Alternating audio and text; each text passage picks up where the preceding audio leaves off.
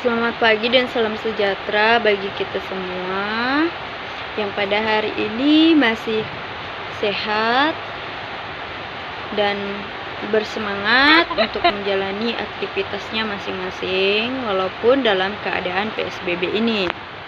Nah, saya di sini diminta oleh dosen saya bernama Pak Muhammad Jikri MPD bahwa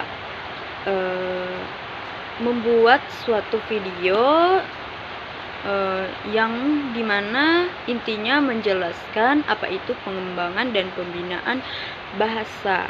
Oke, sebelumnya saya perkenalkan dulu, nama saya adalah Tiara Angelina dari kelas CPBSI Pagi semester 3 dari mahasiswi IKIP PGRI Pontianak. Nah, saya akan menjelaskan apa itu pengembangan dan pembinaan itu sendiri. Oke. Baik, sebelum saya menjelaskan pengertian pembinaan dan pengembangan bahasa Indonesia itu sendiri, saya akan menyebutkan soal-soal yang diberikan oleh dosen kami. Yaitu soal pertama, apa pengertian pembinaan dan pengembangan itu sendiri? Jelaskan. Dan yang kedua, kenapa perlu bahasa Indonesia itu dibina? Jelaskan dengan menggunakan alasan sendiri. Dan yang ketiga, contoh pembinaan bahasa Indonesia itu apa saja? Yang keempat, contoh pengembangan bahasa Indonesia itu apa saja? Nah, baik, saya akan menjawab pertanyaan soal pertama, yaitu pembinaan.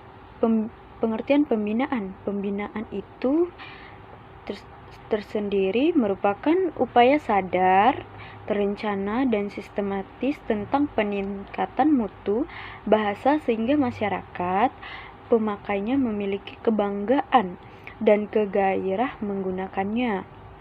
Sedangkan pengembangan bahasa adalah pengembangan bahasa itu sendiri adalah keseluruhan usaha dan kegiatan yang dengan secara sadar ditunjukkan kepada penyesuaian struktur dan fungsi bahasa dengan kebutuhan kemasyarakatan dan pembangunan kita, baik yang nyata maupun yang mungkin ada potensial dalam hubungannya dengan perkembangan keilmuan dan teknologi dunia sekarang ini, serta dengan kemungkinan bagi masa depan. Selanjutnya, nomor 2, kenapa perlu bahasa Indonesia itu sendiri? Karena banyak kalangan generasi muda sekarang ini yang kurang memaknai bahasa Indonesia dengan baik dan benar. Bahkan mereka juga tidak tahu bagaimana caranya untuk memakai bahasa Indonesia itu dengan sopan dan santun, serta ada lagi alasannya agar melatih menjadi orang Indonesia yang memiliki karakter sebagai orang Indonesia.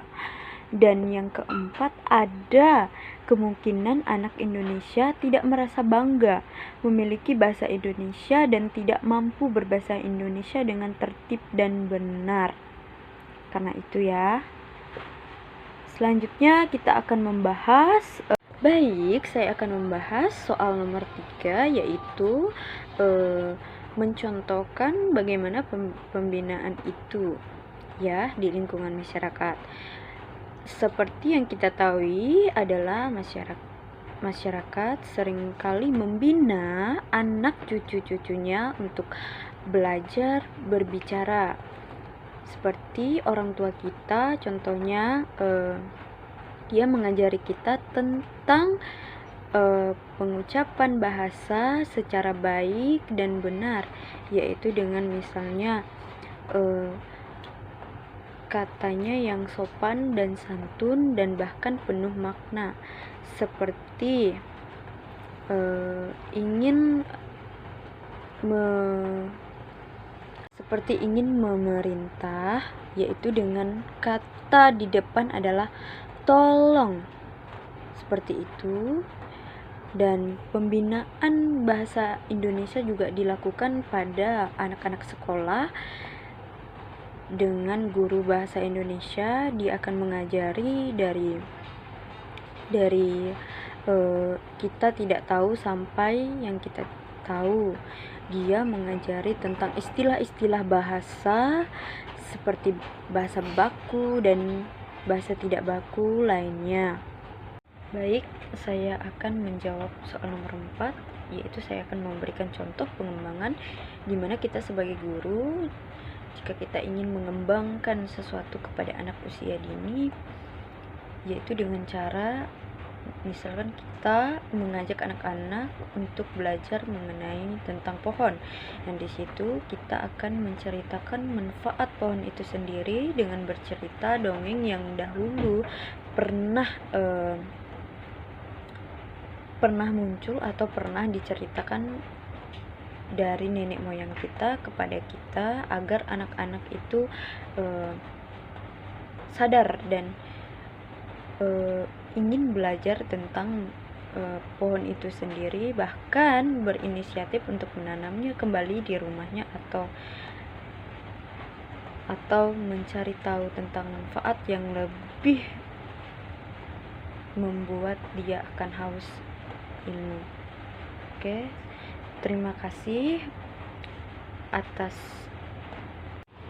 sekian dan terima kasih pembahasan yang saya sampaikan tadi. Semoga bermanfaat bagi kita semua, dan jangan lupa jaga kesehatannya teman-teman ya. Dan jikalau saya ada kesalahan kata, saya mohon maaf, dan sampai jumpa.